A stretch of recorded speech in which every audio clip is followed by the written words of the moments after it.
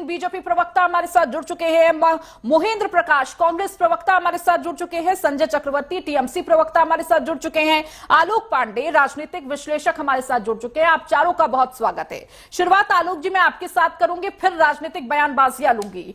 चूंकि जब भी चुनाव आते हैं लगातार जो सबसे ज्यादा देखा जाता है वो होता है वार पलटवार का दौर, लेकिन वार पलटवार के साथ जुबानी जंग, जो नेता बोलते बोलते अपनी मर्यादा भूल जाते हैं, अपनी भाषा की क्या मर्यादा क्या सीमा होती है वो भूल जाते हैं, उनके लिए क्या कुछ आगे पार्टी के द्वारा कार्रवाई की जानी चाहिए? अगर इस तरह की स्थिति बार बार देखने को मिलती है, हर चुनावों में देखने को मिलती है, क्या इसका असर पार्टियों पर भी पड़ता है?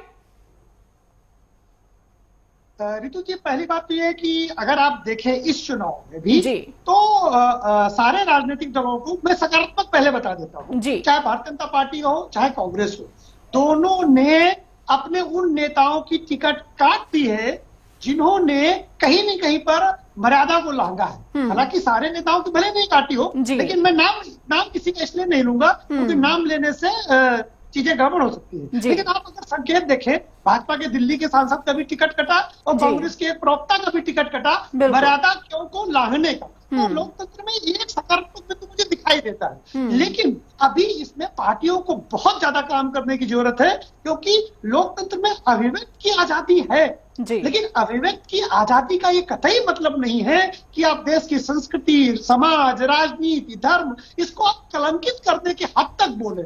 इसीलिए राजनीतिक दलों को कानून बनाने से ज्यादा स्व नियंत्रण की ज्यादा जरूरत है। अगर उनका नेता किसी भी ऐसी बात मर्यादा का उल्लंघन करता है तो निश्चित बात है उसको राजनीतिक रूप से दंडित कर सकते हैं। हर चीज में कानून बनाना मैं मानता हूं कि इसकी कोई जरूरत नहीं है। अगर राजनीतिक दल तय कर ले तो कोई ऐसा नेता नहीं है जो गलत बयानी करे, लेकिन जब हम चुनाव जीतने के लिए गलत बयानी का उपयोग करते हैं, चाहे वो उस समय नरेंद्र मोदी जब गुजरात के मुख्यमंत्री थे उनको कहना, या सोनिया गांधी जी के लिए कांग्रेस की विधवा कहना, या नरेंद्र मोदी को एक राक्षस से तुलना कर देना, या मर जा मोदी तू तक के नारे लगाना, तो पार्टी में जब ऊपर का नेता गलत बयानबाजी करता है, किसी भी पार्टी का हो, तो वो नीचे के लेवल तक भी एक बयान की कंपटीशन शुरू हो जाती है। तो मैं मानता हूं कि इतनी बयानबाजियों के बाद में भी इस 2024 में हमें कुछ सकारात्मक संकेत भी दिखाई दे रहे हैं। बिल्कुल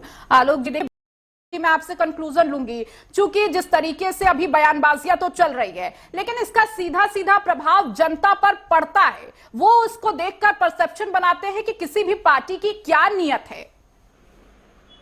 रितु जी, पड़ता है, लेकिन मैं बताऊं कि जनता इससे प्रोवोक होती।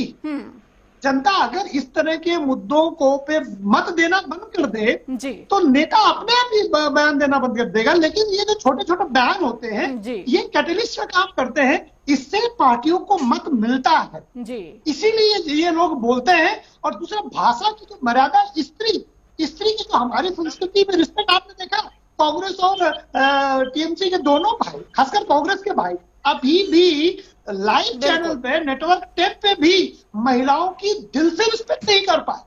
तो कांग्रेस पार्टी के पतन का कारण सबके सामने है। जब इस देश की 50% महिलाओं का, 50% आबादी का